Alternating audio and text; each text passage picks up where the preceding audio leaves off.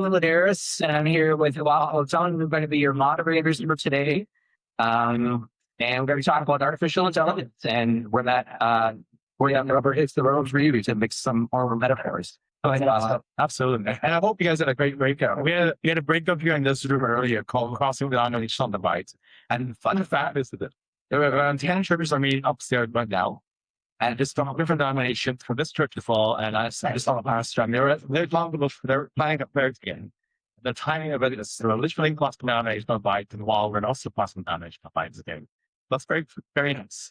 One of the things I wanted to share with you before I'll take the slide down later is that we actually have this conference now, thanks to Leon AI, live transcription services. So live transcription and translation services. So from 150 different languages, and you can scan the QR or go to app.kaleo.com/c/68acb, or search under the store and find the app and search for the conference.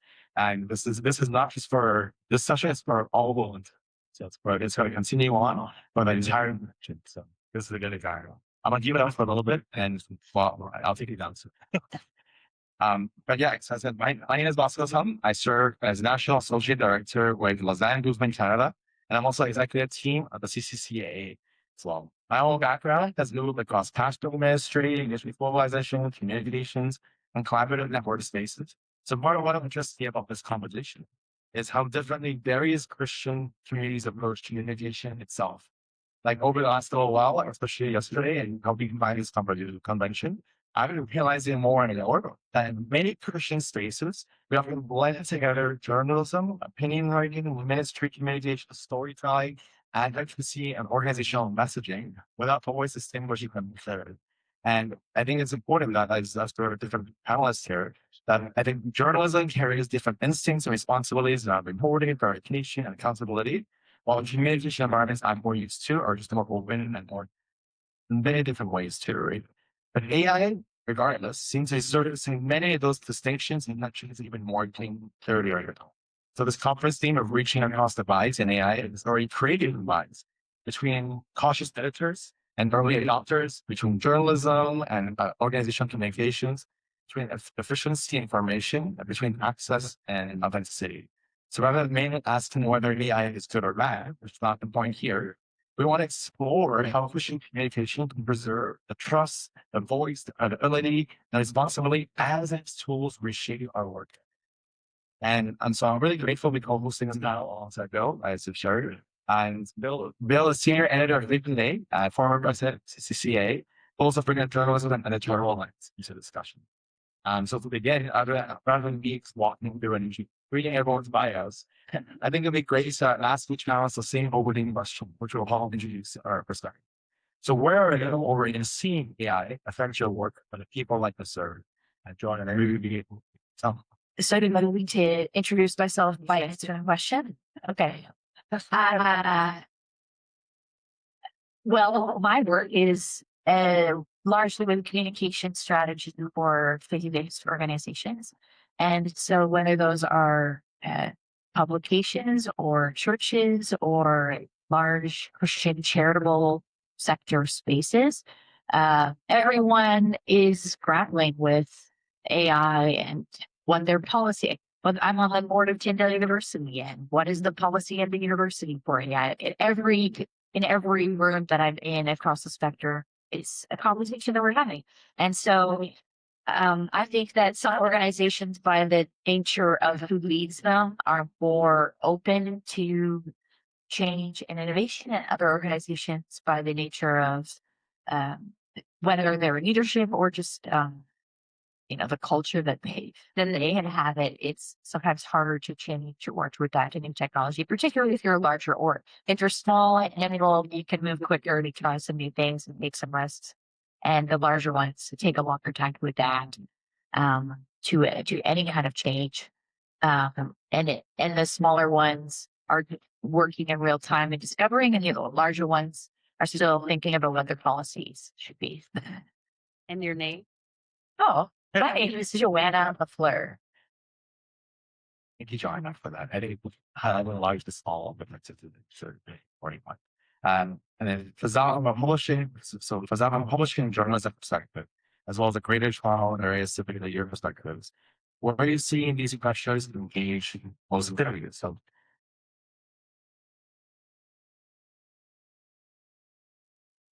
facility, the subway system now, which is U-Falls. So where we're seeing, I mean, like everyone else for grabbing, I'm one of these cautious editors Bosco was talking about. You move cautiously.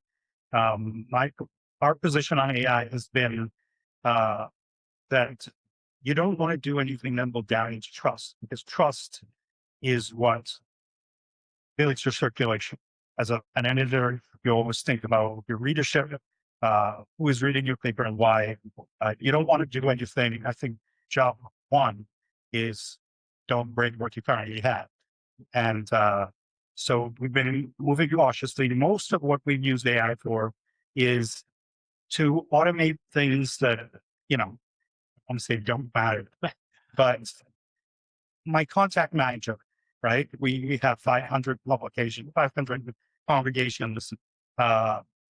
Sure, I'll let the AI go through and fill in the zip code, right?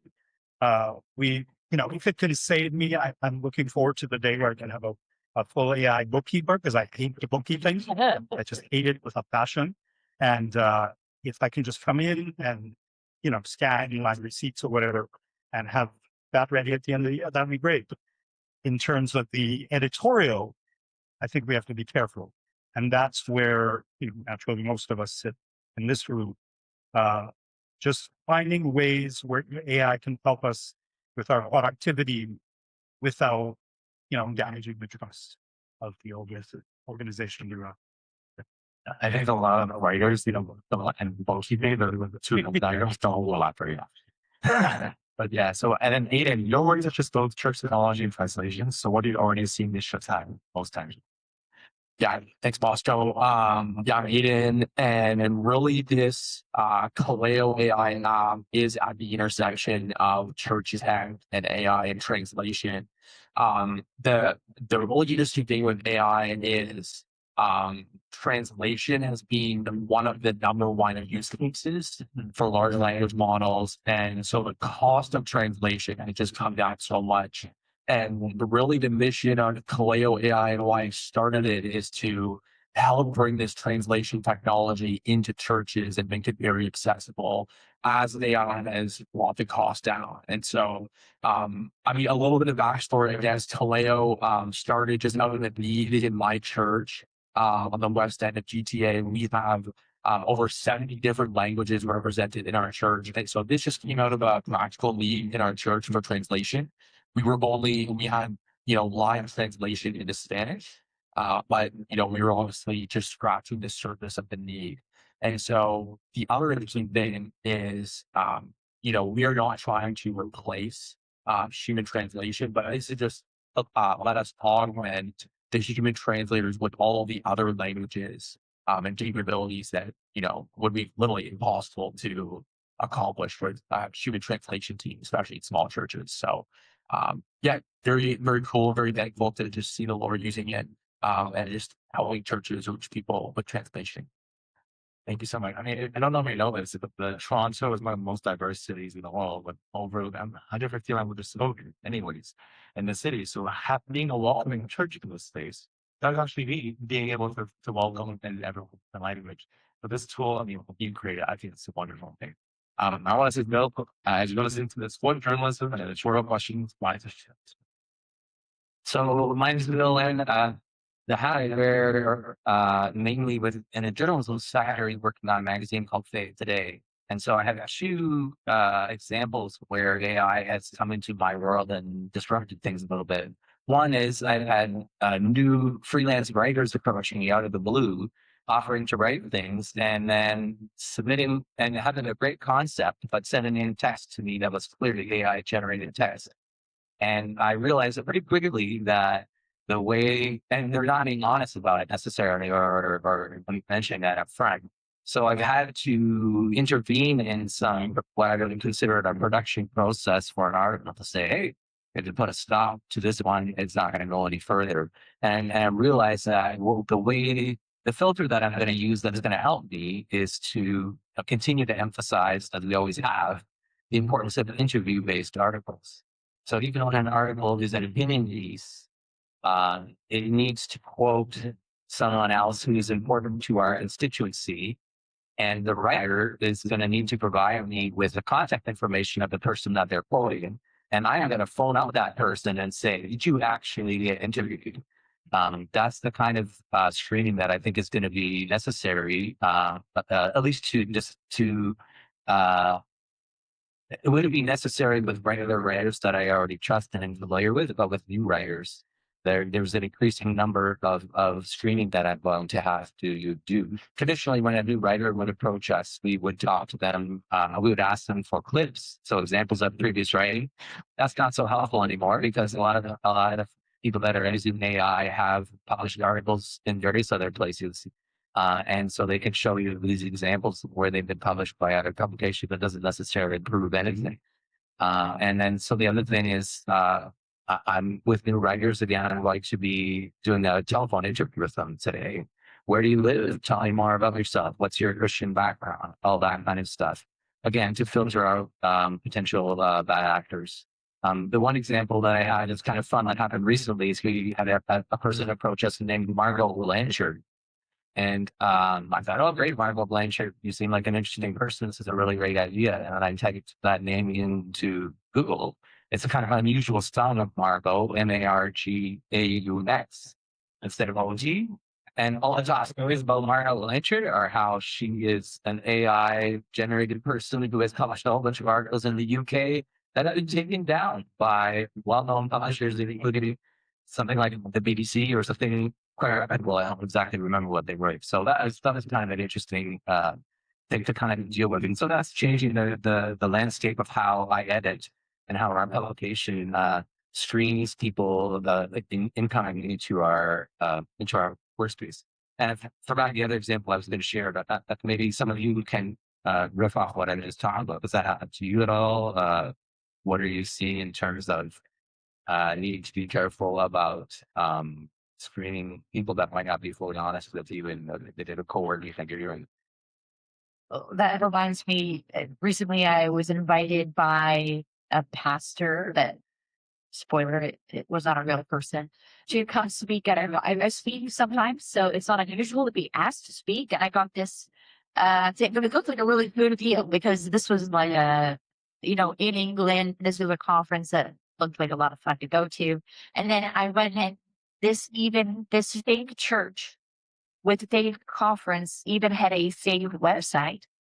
They had built a whole ecosystem on this route. So I imagine what they were probably trying to get to with me was me to purchase tickets, and somehow there was I imagine that they were gonna take me down the road to somehow exchange money with them. That's probably the scam was. But the way that I confirmed it was simply, I'm looking for real live content. So I'm looking for where's your YouTube channel? Where's your Instagram? Where's the active, not from 5 years ago, where's your, in the last few months, live feed of content?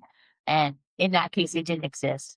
So that's how I knew it was fake. I think it's extra funny in the Christian side because we have such a level of trust with our people as Christians. We're very trusting. We feel like we're, and those of us that are working with an in-house audience, we are probably more trusting than the average person. And I think maybe we need to reassess that a little bit. Anything from you, Fasal, agreeing on that? Egan, sorry. Well, we pay starvation level wages, so even AIs aren't interested apparently. Because we don't have any stories like that. But no, it's just interesting. I mean, the verification is a part of what we do. It's always been in our toolkit. I teach, like Bill does, I teach out of a small intro to journalism class at a local college and run the kids through, research and verification, why it's important. And now, just listening to these conversations, you have to dial it up to 11. Everything out there, on the internet, is full of half truths and outright, Yeah, I don't know why they would invite you to a conference. I think you'll already It's real. I was looking forward to my summer vacation. And No, I'm not even being invited to fake conferences. no. But yeah, I know it's just amazing. But I mean, we have the tools to deal with this. It's just that, yeah, as Bill said, we're generally adjusting audience, and we need to reassess that. The other challenge that they have is a lot of us work on a shoestring. We're in a hurry, right? And so, this great idea comes in the door. Of course, you want to run with it, right? Because it's like it's too good to be true, but it is too good to be true. Well, and if I can jump in, maybe the conversation you and I went and Aiden before we sat down here with was this whole conversation about where are the places that we must remain human, and where are the places that as a small shoestring budget, oh my goodness, we can save so much money. Like maybe you could give some examples of that, of what you're seeing, but all these things that we're paying for, we won't get to pay for anymore. For sure. I think, yeah, so one of the things I do as well is I just help churches to think through AI and how to roll out AI for their staff, for their volunteers in a church context. And, the big conversation in the churches is like, we're not going to use AI to run our service, honestly. Like that's a pretty clear boundary. But I think when we think about practical applications of AI, there's so many other aspects of taking care of like the administrative work and the burden. So like very practical examples would be like, let's send our AI note taker to every meeting that sits in your Zoom meeting, that's listening to your in-person meetings, just sitting on your phone, transcribing everything, taking notes, so that you don't have to like, you don't be thinking about that, you don't be dealing with the burden of that. There's so many different examples. Can I question you on that, Aidan? Because in our church situation, we sometimes have church meetings where there's things that we don't want recorded in the minutes. And so because of that reason, we've chosen not to use a automated note taker because we want to be able to say, okay, just talk about that. And frankly, we don't want that in minutes, right? Whereas we know if we have a recording that exists, someone's got to go through and edit it and cut that part out. That's great. I think one of the interesting advances that we're seeing with AI is these AI models that are doing the work are coming down onto your device. So, with a lot of these note takers now, you don't even have to send all your audio off to OpenAI and all these AI companies that are storing it and processing it. But it can all run on your device. I can have my phone taking notes. Nothing ever leaves my phone. So you do have a security in that case. Exactly. But it's important to think through that, because if you're not careful and you're not diligent about that, even things like the out of the box, if you just sign up for a ChatGPT account or Claude, they're going to use all of your conversations and all your data to train future models. And that unlocks the whole can of worms in terms of privacy and confidentiality. And so even just being aware of that and how your data is being used is super important. The place that I was going with it was things like, what are all the subscriptions that your organization pays for every single month that you don't need to pay for if you just spend a couple of days with no coding experience at all, making your own in-house one? For example, if you use a project management tool like Asana or ClickUp or Monday.com, there's so many. And some organizations, they're so expensive, they just actually not to use one at all, and you're working off of like spreadsheets or something. But when you have a larger team than 2 people, it becomes complex to do that. You need a project management tool, and those usually cost like something like $20 per person per seat. That adds up very quickly in a small org. And so if you spend 2 days with Claude typing out what you want it to look like, I would like a project management tool. I would like it to look like this. I want my logo in the corner. I want these things to be the things you check on. No, that's not quite right. And let's fix it and do it a bit differently. You talk about it for that it's created to a project management tool that instead of $20 per seat per person per month is a couple days of someone's time, and now it's free to you forever. I think one of the upside, and that's really the point, is one you do, for example, Leo came out of this needs based thing. And so when you think about your needs, you're like, no, here's my needs. But then here's the relevant question history. We have a need, but we don't know how to tactically solve it. In our, or at least our tech, our skills are not there. So, but then but that's in a world where it's changing just so fast. And things are like something that you're like, oh, I think this is awesome. I wish it can. I'm like, no, it can. But it's also how we use it. And how, and then when we use this TFA, generally, like, it has not a one, like, a thing. It's multiple different things. Maybe expand on that a little bit. Like, the example we used to, like, hey, create, you talk about line coding and coding something like, so, right? But that's one use. But what other uses are there in a way that, like, this is, why do you draw the boundaries? Like, have you seen different places where you could thought of that? Like, hey, use this for this, but we might get a survey. What part of writing a survey? Which part? And research, I think in journalism, I guess the most vivid example thus far, I know most of us here are church publications, but secular publications, sports sections have become totally automated. Like there used to be people, I forget, Sports Illustrated and 30 people or whatever, whose job was just to go to websites and transcribe, sports scores, right? All the different leagues, all the different minor leagues, those pages in there that nobody reads, who scored what on what day, what have you. And, again, stuff like that is fine. You feel sorry for people's jobs to do that. But, you can verify that pretty easily who scored, this little at what game, that is, I think, a relatively harmless use of AI in publishing. Naturally, those of us in the church press, most of us are writing stories, not sports scores. Does anyone have a sports section? And so, we report on attendance in church a lot. It's like, yeah, attendance in church is a very authentic source with you. yeah. So, what we're doing is write stories, which raises the level of, again, you need a level of trust. I just think that, again, we're using the tools that we currently have, but we have to act with discernment and just make sure that as I think AI is a good thing on the overall, just like, TV was a good thing when it was introduced, but a lot of Christians kept it out of their house. It was, the idiot box. And it set us back. And AI, when you think about it, it's really logical. Everyone here was doing internet searches on different terms, and we get back 50 pages of results from Google and Yahoo or whatever you're using. And we would typically just take the first two hits on the first page. And we were leaving all that other information behind. And AI is a way of putting that information into a way that we can use it.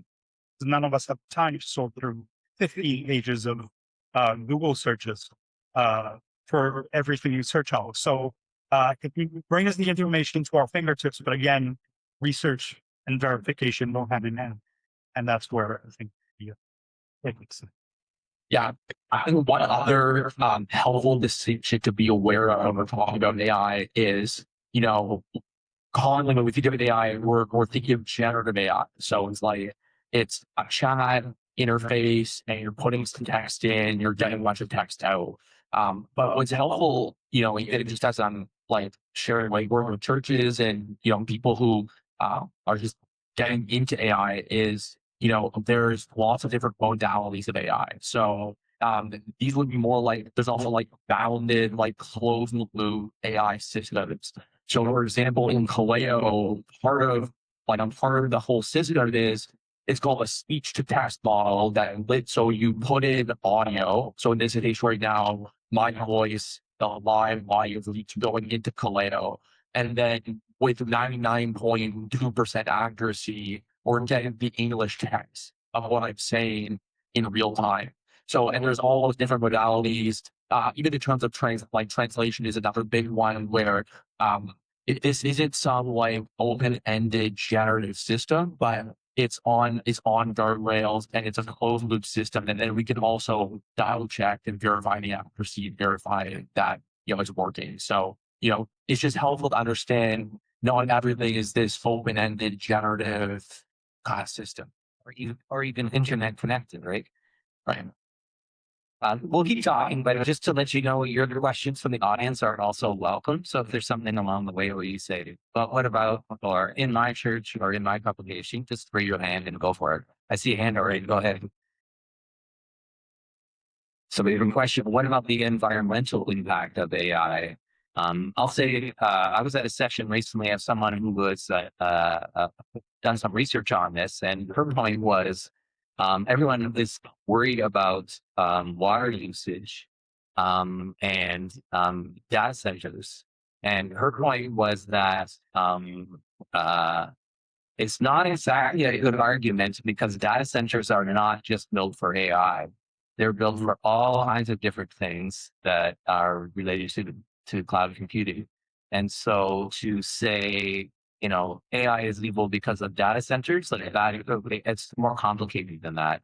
So that is a little bit of caution that came my way that I found helpful. I'm guessing Aiden probably has a better answer to this one, so go for it. Yeah, just one more thing I would add is that I kind of like what I said about these like local models that are running in your device. The industry is advancing so fast in the models becoming much more efficient. So like like the top of the line ChatGPT model from 2 years ago, like now it runs on my phone with like basically no energy, like just on my phone battery. So there's so much innovation progress that's happening literally every month on the efficiency of these models that's going to allow them to have so much more capability with lower the power footprint, lower the energy footprint, which is going to help in that sense. So it's still an issue. It's not to dismiss your question or the concerns that many people have about that, but just to say, I think the answer is probably more complicated, and we have to just be a little careful about very quick. Oh, I don't want anything to do with AI because it hurts the environment. That's a little bit too simple. I think the a lot of the data centers that have been announced. I mean, we live in a country where, in a continent where the stock market kind of drives everything. And right now, they're putting AI in front of everything. Every piece of software I buy, it's AI enabled, and some of the software doesn't even need AI, but they have to put it in. And I think some of those data centers that were announced have been pulled back because there isn't the demand for it. And the rumor is that Apple's going to announce next month at their conference that their new machines can run AI natively on the little Apple Mac Minis. And so yeah, we are seeing that change. I don't think it'll be that way forever. I think we're going to drown in AI data centers. But yeah, it's something like everything else that has to be part of the equation. Maybe rather than anything, I would just say there are issues societally that I wish Christians were more known for advocating on behalf of. And I think the environmental issues. I wish that the world, when they thought of people advocating for the environment, they would make Christians do that because Christians care for the earth. And we're not known for that. So it's one of a number of issues that I think are mandated to us, scripture, and we have not done a good job of advocating and caring for those things.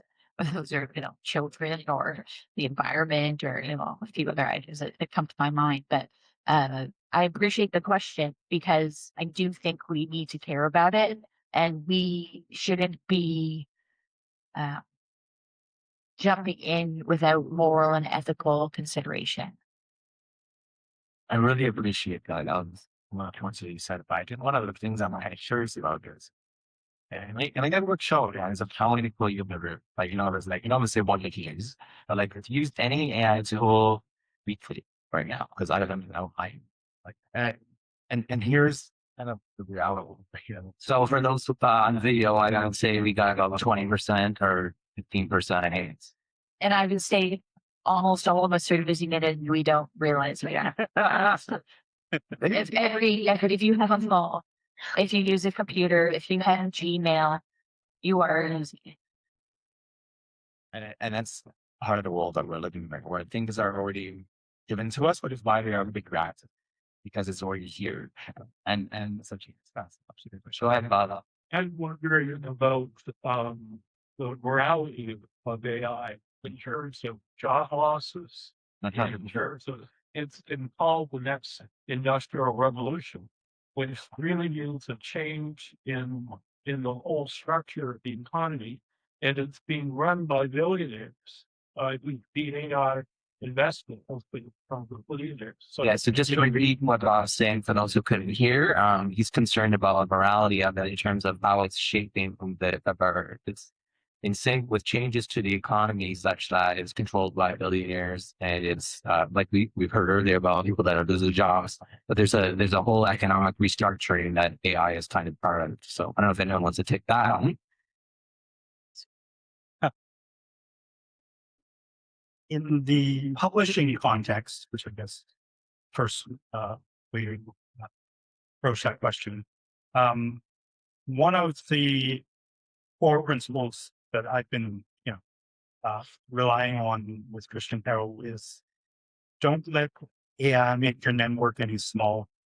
On the way here on the subway, I was reading the Canadian publication survey that went out. And the solutions there are all about collaboration. Right? We've talked about this in various forms. Your future is collaborative. And so even if AI, allows you to cut the number of people on your team, that's not necessarily the best way of players. Maybe some jobs get easier and, you bring in people from the churches that, and work volunteer or part-time or what have you. But try to resist the urge to make AI make your teams, your circle of your network small, because your future is collaborative.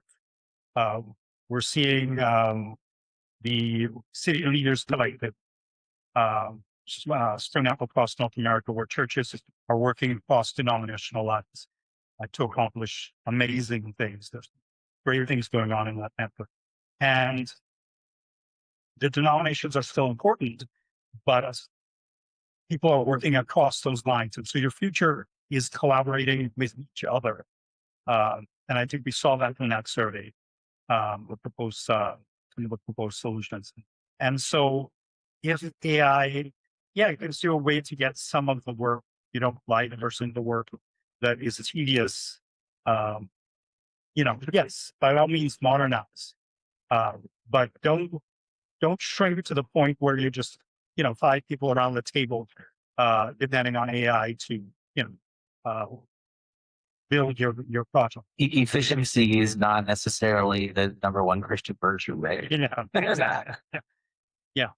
It's such a tension, isn't it? Because I don't think any of us would say the way that you used to operate the telephones, we should go back to that system and hire them again.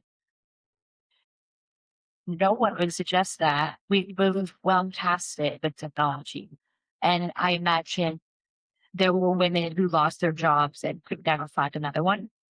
And there were women who lost that job and went on to do something else, either that same company or a different company.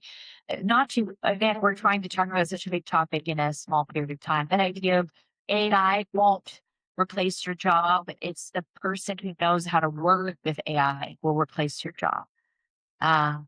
Meaning there is a new language, a new skill set. It's the idea of 25, 30 years ago, learning how to use a PC and email and word processing on a computer. If you weren't able to adapt to that, they were going to hire someone who would do those things. And there were people who lost their jobs. I do think that AI is more invasive than the examples that I'm giving. But it's the only ones we have as reference because like farmers moving to cities in an industrial revolution, that I think is what people are saying is potentially the level of change that we're describing. So entire communities of farming left and moved to cities, and now farming is a mass industrial complex. 100% agree.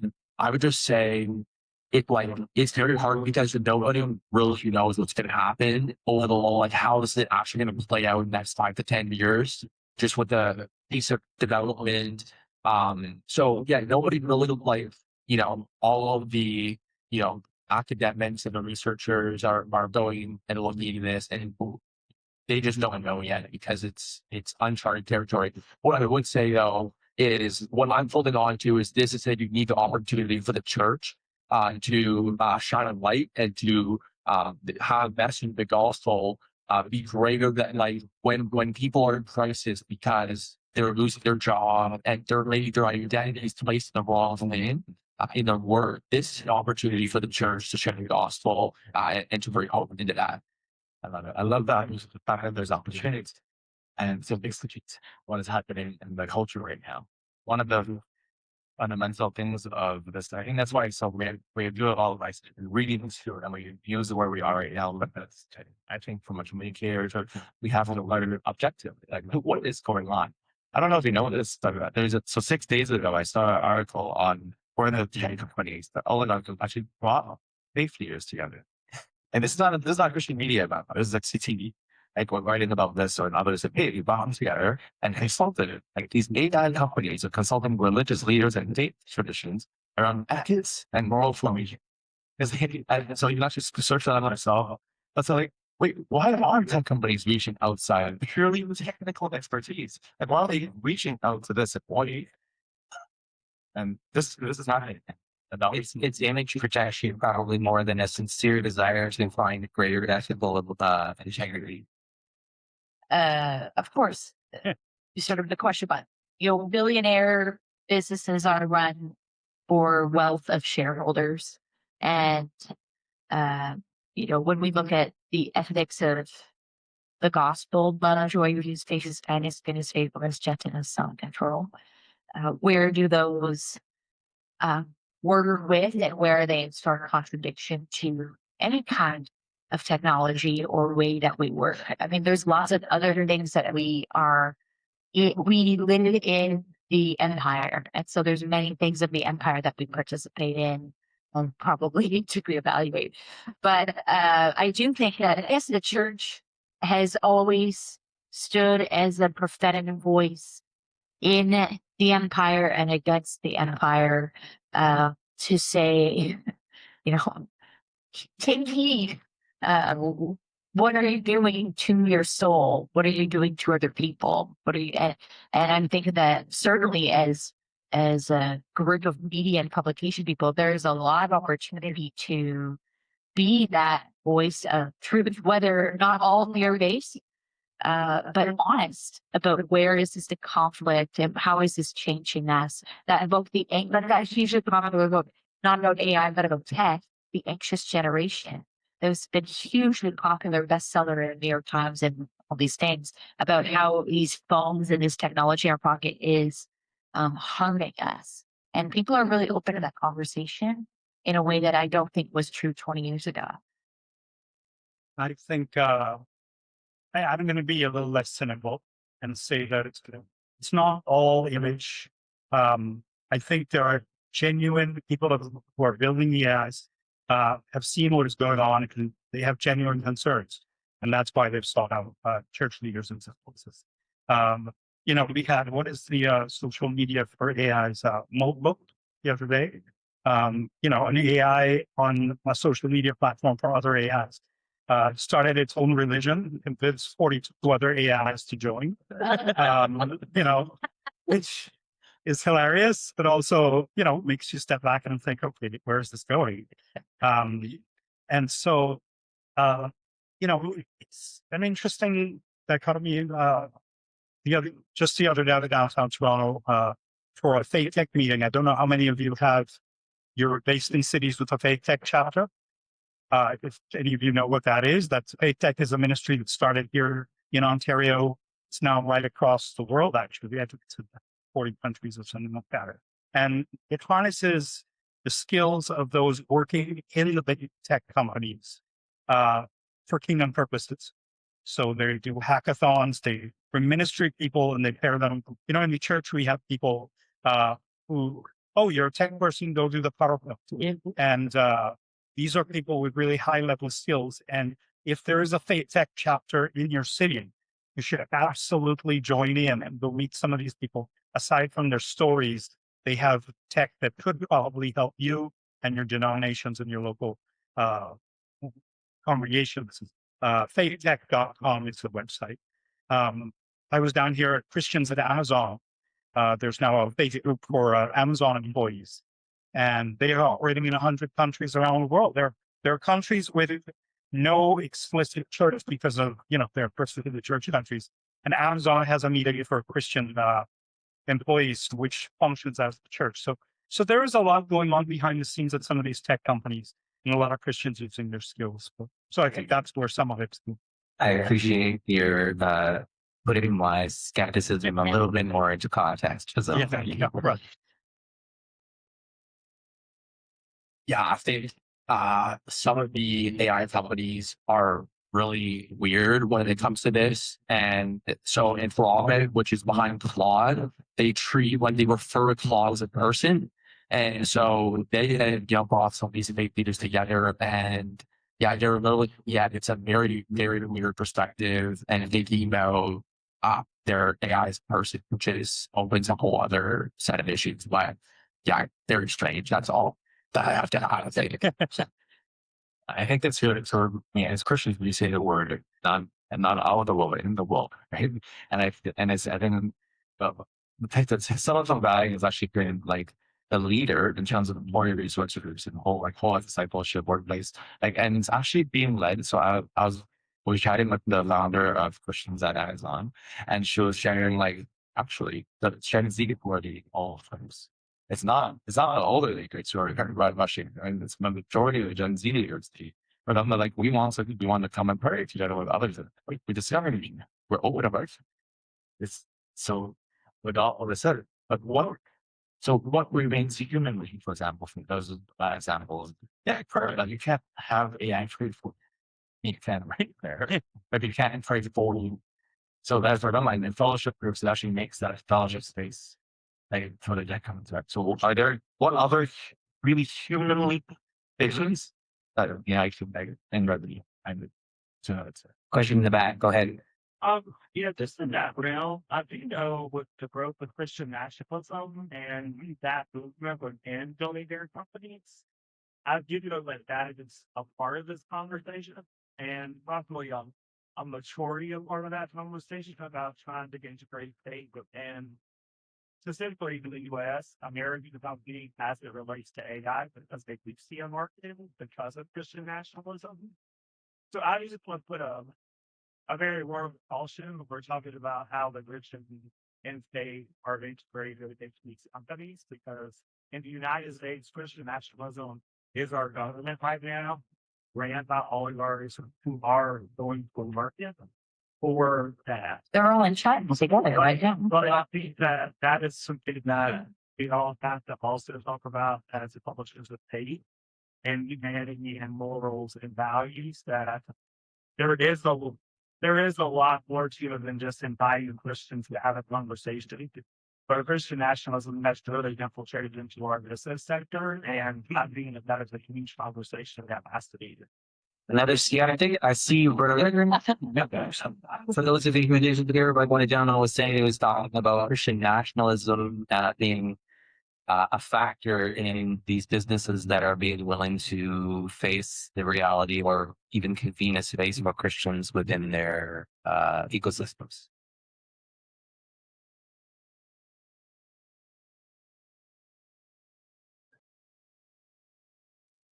So that was just an awareness comment, I guess, not a specific question, right? Did I miss the question? Is there, any comment on this? I just don't hear. Okay.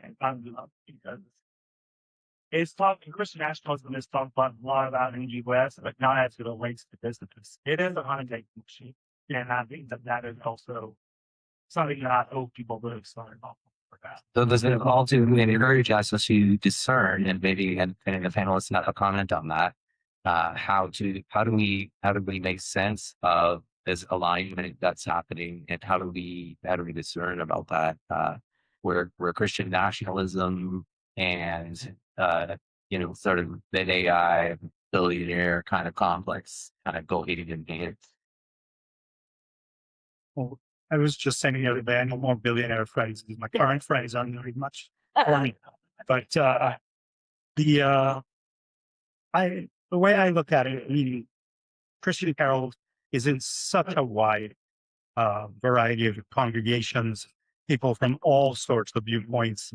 We have people coming from an Anabaptist and a Mennonite, nonviolence at all costs viewpoint. We have people who would, be okay with the bombing of Iran, right? Because they're threatening Israel. I mean, we run the entire gamut, 500 and some congregations across GTA. Personally, the Lord opens doors, I walk through them. That's, you ask the Holy Spirit to lead and you go where, if billionaires are invited into the conversation, I don't think anyone can figure out what's in Elon Musk's head at any given time. And if on a particular day, the Lord opens him up to a faith conversation, I'm going to participate in that. I don't see, as long as everyone's being honest with themselves about why they're there and what it is they want to bring to the table. I have conversations with a wide variety of people, and I try not to lock anybody out of a conversation. I suppose that's a little easier in a city like Toronto, where everyone kind of gets along. There are, huge divides, go to the same conferences, same concerts. Again, there's a wide variety of theological groups. Well, we have a bunch of Canadians up here, so I would say that what you're describing is a particularly a unique American problem, and also anything going on in the United States affects the entire world. So, just as a really practical example, for those, we're a room full of people who learn words, and we're with Alpha International and Alpha Canada. It's an evangelistic organization. We do films and many other things. But one of the exercises we went through about a year and a half ago was, as best as we could where we were able, we removed the word and replaced the word evangelical or evangelism anywhere it was to be found in Alpha materials in Canada. I'm speaking about the Canadian context. I don't want to speak on behalf of Alpha USA or Alpha International Office, but in the Canadian office, if we went through an exercise of scrubbing that word and replacing it. So it's clunkier when you can't use the word. So we might say something like sharing the good news of Jesus Christ instead of one word, evangelism. But it's because we have felt more and more aware that this word evangelical has changed meaning and become politicized, as words do change meaning over time.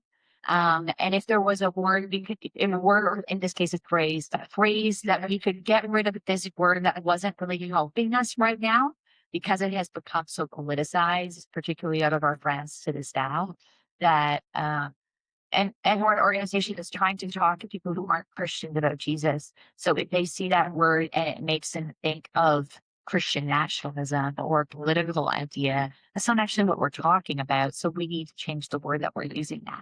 So that's a Canadian example of how the American Christian nationalism, although it's not to say that doesn't also soak in pockets exist in Canada. Alberta. Read the news about Alberta lately.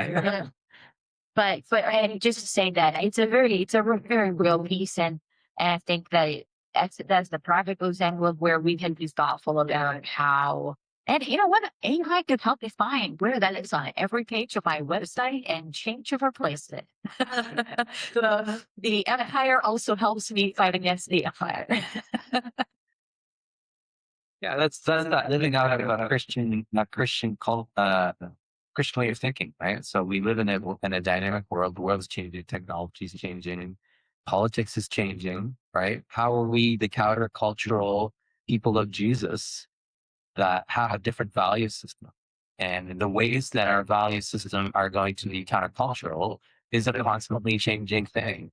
at a certain time, pacifism, for example, might be very popular. And in another context, pacifism might be seen as being totally wacko, right? So if someone comes from a Christian background that's a central concept, right? And that can change even in your country, right? Your country might, at a certain point, everyone might have a lot of sympathy with even the term evangelical. And then at another time, the connotations associated with that word can become very, very negative. But the word evangelical pre-exists the United States. So if we're defining, the word evangelical by something that's happening in the United States, where, there's a lot of history that's being forgotten. That said, the reality is the reality. What does it mean for people today who maybe don't even know the history, right? That's what we have to work with. And I mean, definitions are, different groups have different definitions of things, whether it's Christian. I mean, this is the country whose national anthem is a prayer, right? I mean, O Canada is no literal. It was written as a prayer. So, is that Christian nationalism? I mean, it's, people have different definitions. And like I say, I'm blessed to live in a city where we have such diversity. And, as long as things are respectful and, nonviolent and respectful amongst different communities, and I try to take the widest possible. I think one of the things, so I went to Lausanne, in Canada, and also where my colleagues in all those spaces too, and we use this example of like, not because because a lot of people in the University of Marcellus, like the global south, have it different. I mean, it doesn't make sense to talk about nationalism over there because it's a different country, it's a different space, and that's possible. They actually for that I've seen, it's been forcing people to listen, to learn, and so and since I will challenge our own biases. Like, where are you coming from? Because I want to say in this room, we have publication from across the spectrum. Right? There's no, and we will disagree. How do we disagree? Well, how do we disagree? And listen, and it's hard to disagree when you actually know that person, and it's also harder to agree when you know that person too. But so in this case, that's why I asked him more like, what are the things out of this uniquely human? For example, and a Christian Courier has been Christian and Christianity Today and has AI policy. But how many of your publications have an AI policy yourself? Like, so let's say like European policy, or something like or developing a AI policy. So this is a new problem. But you have one, whether you know it or not in your head. Right? We haven't used your whoever your editor is. That is your AI policy right now, but we may not have it written down. So as we think about this, what for some your AI policy, what are some examples are uniquely human, and some things say, oh, yeah, that's a totally easy answer that. Sure, I understand the question. You're talking about what are some examples of things in the AI policy? Well, because I'm working with a number of organizations, they're all different. It as diverse. Tyndale University is a Christian university and seminary, and they're grabbing through how do we evaluate students. We have an open AI policy, and students are still going to use it. So how do we evaluate students and professors on their work to understand if they did it? So universities are going out to oral exams to prove that you can talk about what you know and understand about the topic. There's a movement in that direction. For example, in a policy with Alpha Canada, there is policies around what are like things that we're going to, as you said, like this is a conversation we don't want reported by AI, and this is another one where we don't mind them taking notes for us. And there's some differentiations there about what those are. A conversation that we had last night that isn't in the policy that I've seen yet, which is a note around ghostwriting, which hasn't been brought up yet. But the discussion we were having over pizza last night about in the work that I do, I am often a ghostwriter, the voice of the senior leader. And many people in communications are writing as the voice of they're the representative voice of the organization, but they're always signing on the name of CEO, president, whoever runs the place. And so, there are some interesting opportunities with AI to take a huge amount of learning about that person's voice on every podcast, video, and piece of writing they've ever done, if you can get it. Even if you can get 10% of it, putting it into AI and having like a AI to a kind of like a voice guide about how does this person sound when they're talking like themselves. And then that'd be a guide for the ghostwriter, or it could be a guide for the AI to be the ghostwriter and write on that person's behalf, their voice. And then what I mean by that is bringing up in the policy thing is, where is it okay that it's a human ghostwriter? Where is it okay that it's an AI ghostwriter? And what is the difference if both are saying, we all know this isn't the actual person speaking, it's the ghostwriter on their behalf. It's a difficult thing that I think a lot of publications have to wrestle with as a policy. That's a really interesting example because, like, I'm always thinking about trust, right? The way we're drawing the line currently and in developing a policy is that we encourage our writers to use AI for research, but not for generation of text. I don't think that's a line in the sand that's going to hold 20 years from now, but right now that's where we feel we can draw a line. So there's a long history already of ghostwriting. I'm familiar with that as well at our organization for a president that's too busy to write all the little notes that the president needs to write that are probably produced. So I'm gonna have to go away and think about that in a comparison because I haven't put those two together yet, Joanna. So thank you. I maybe the place I'm getting to is we already have an established ethic around ghostwriting. And so the place of Bristol in our policies and our just our own practice is what and where is the difference between the ghostwriter being a language model has learned and everything that person has said previously for 20 years of content. And now the ghostwriter AI is able to write in their voice versus you hired me to do it. And I would argue that there are organizations that shouldn't pay you to do that anymore. You should just use AI because it will do it faster than me and just as good. And you just saved $1,000. Another example I can think of like that is creating video clips from longer video segments. So you can get AI to do that now with something OpenSplit and others where you can feed in, let's say you have an hour-long conversation and they can find some what it thinks are good moments to create some 30-second clips that you can use on social media, right? So some people would say, I don't want an AI doing that because the quality, I'm not sure that it's going to have the quality that I want, that what it thinks is important is not necessarily what I think is important. So I'm going to have a human be my flipper. But again, I think that's a line in the sand that's going to quickly disappear as that technology gets better and better. So right now, we may feel it's told about that. I'm going to keep a human doing those clips, but I don't know where that's going to go. This conversation is in back and other I was just like say quickly as you were talking about what remains human.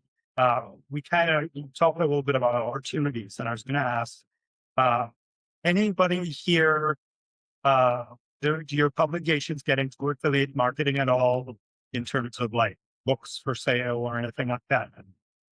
Because one of the opportunities with AI is that if it takes some of the more tedious stuff off your plate, your organization can do more, right? And if you're reviewing books, it's just one more step to say, hey, buy this through our website. You can click, again, probably not Amazon because you don't want to, give want to empower the billionaire. But there are bookshop.org or, some of these other places for ethical bookstore purchases. And your organization can make, and it's another source of income. There's opportunities like that with AI. And I know we've been running through a few of that, travel related and that sort of thing with Christian Herald. If you can free it up, it's not just about letting people go, but sometimes it's about repurposing. If your organization does overseas missions trips or what have you, then you're creating capacity to do new things. So you shouldn't just look at it as, oh, this is to cut the budget. It can be, yes, cut the budget in certain areas so that you can do more in other areas. And I think we didn't really explain that. And so what I'm hearing, and I think that's a perfect segue to that as we wrap up our time. Like for you, you said it is if you can save time in this specific area, you can do more in something that is wildly goal or something that's like there's something that actually matters to do it. Like maybe writing more articles. I think you're having more time to introduce the one, or whatever that may be, or being able to write say some less ghostwriting for the person so I can do better communication somewhere else. That's a really good feel. So I want maybe for Aiden and Joanna, like just if is there one sentence or one thought we want them to be able to take away from this time as we're and we continue on at lunchtime. Stay chatting. The one thing I would say, maybe hopefully to encourage you is that Gen Z, Gen Alpha growing up in this AI moment. I mean, you've probably heard like you hear so much about authenticity. And I think one of the reasons for that is because they're growing up like they're AI natives, this is all we know. And so in a world with endless AI slop that's so obviously generated by AI that's worthless, I think the value of like human and original content and those and those experiences, but like all the content that you're producing, that you're writing, I think is so valuable. And hopefully, if you're engaging that AI at all, hopefully that just frees you up and enables you to make even more great content. Because I think that's just becoming even more valuable to Gen Z and Gen Alpha. And I'm like my Gen Alpha 7-year-old always asks, is this real or is this not real? And then so I'm constantly teaching her how to serve the shirt, and I love it. Because I'm able, every time he's teaching her, every question asks, and she's just default asks, is that real or is that not real? I don't know. In previous generations had that question at 7 years. Constantly. Yeah. What I had in my notes here, Christian communicators don't need to be afraid of AI, but we do need to be wide awake. Avoiding it is not a realistic strategy. You are using it even if you don't know that you're using it every day already. And so we need to be wide awake. We get to be a prophetic voice. We get to help people discern truth. I think it's a huge opportunity. We're seeing the research data that organizations like Cardis, Canadian Bible Society, Alpha, the Biostudy Society UK, all these organizations are producing this data. Barna is saying these younger generations are really open to what is true. And we get to be a voice for truth and for trust. Let's wrap up there. Thank you to all the panelists. Thank you to the audience for your attention.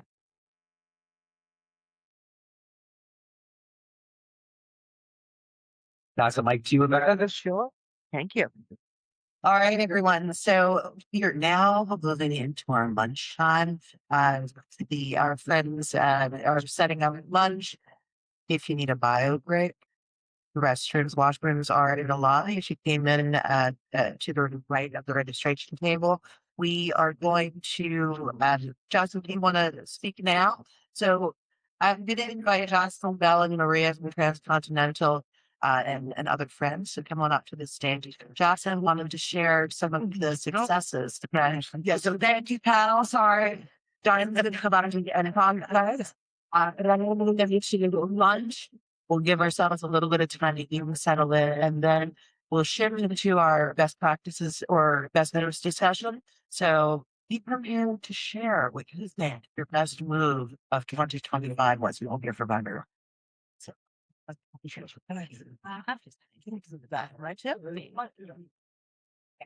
I'll sit here.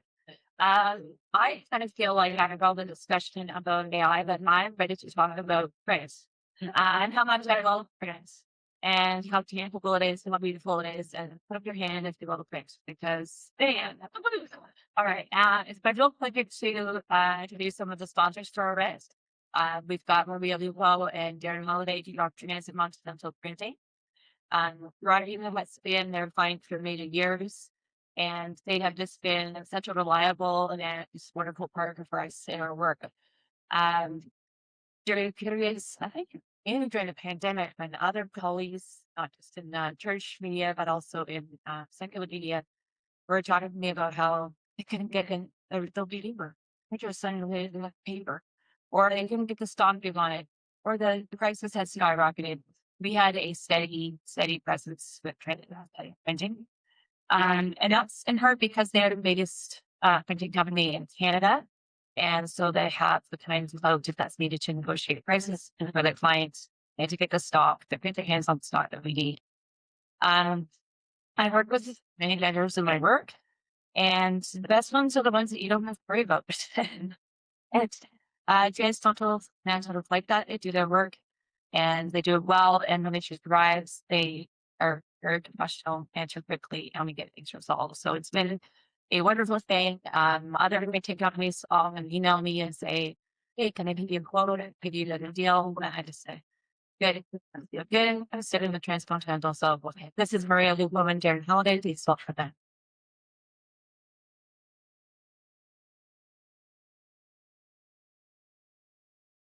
Hi, everybody. We're very pleased to be here. It's great to see that, obviously that publications and faith and in the community is still very much a thing and it's important. I need, as well, love dealing with Jocelyn and her team. It's a great relationship. Darren and I, our many plans is in Owen Sound, but we have plans across the country. And we, as Transcontinental evolves, we still are very much in the print area for magazines and catalog work and flyers. And just, like your companies evolving in different spaces and different opportunities. But we still very much love taking care of clients like Broadview Magazine and others that come to us. We are across Canada. We're national. Our platform is large, but it's also very well equipped to handle smaller runs. I know that some applications have smaller runs and bigger. But we service clients from a one copy to millions of copies in the retail space, magazine and catalog space.